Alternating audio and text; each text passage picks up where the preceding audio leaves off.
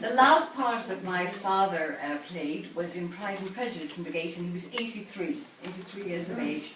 And I mentioned that he started when he was 3 as a child in Julius Caesar. And Michael Colgan very kindly organised a party to celebrate his 80 years on the stage, and 300 people from the theatre, actors, everybody came along. And it was the most wonderful evening with his memories and everybody's memories. People like Maureen Potter remembering funny stories when they were in a show together. Everybody gave them memories, and it was a very joyful evening and very special and lovely that he felt he was loved and honoured while he was still alive, rather than waiting for funerals, which I think is quite depressing.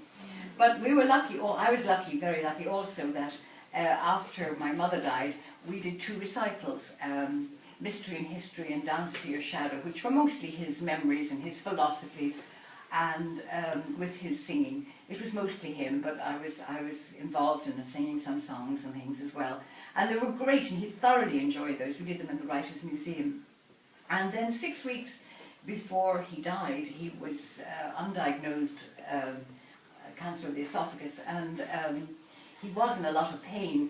But he was asked by the deaf school, they were celebrating 150 years of existence, the Dominican School for the Deaf.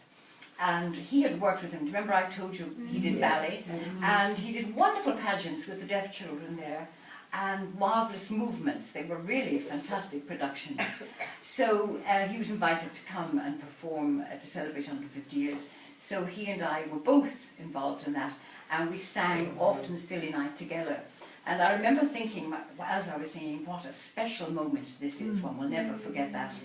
And he said, although we had been in a lot of pain, while he was singing and performing this harp, the pain went, he had no pain, which happens quite often, that whatever adrenaline or the performance, it just takes over. And that was wonderful. So that was really his last performance. And after that, he did not perform anymore. But as I said in the beginning, we didn't know what to do with his harp, and he used to say, while he was alive, what will become of my harp? And at that time, we had no answer. But then, fortunately, we found Cormac.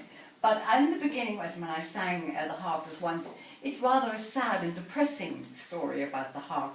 But actually, Thomas More wrote another poem, which is called When in Death, and this is a much more hopeful one about the harp.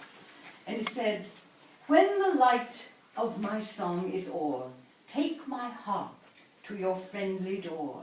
Hang it up and that friendly ancient hall where weary travellers love to call. Then if some bard who roams forsaken revive its soft notes in passing along, oh, let one thought of its master awaken, your warmest smile for the child of song. So these beautiful harps have found their home with a bard who doesn't really roam forsaken. He roams, not forsaken. But they have found their home with Cormac. And we remember with joy and gratitude Christopher and Roisin for all the joy they gave with their art, with their music, with their songs and the music of their harp. So God rest them, and Bannock they live.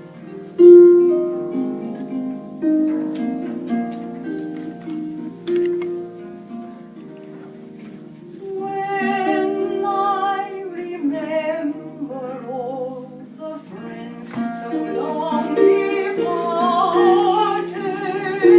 I think of all them gone, and now all alone. I feel like one who treads alone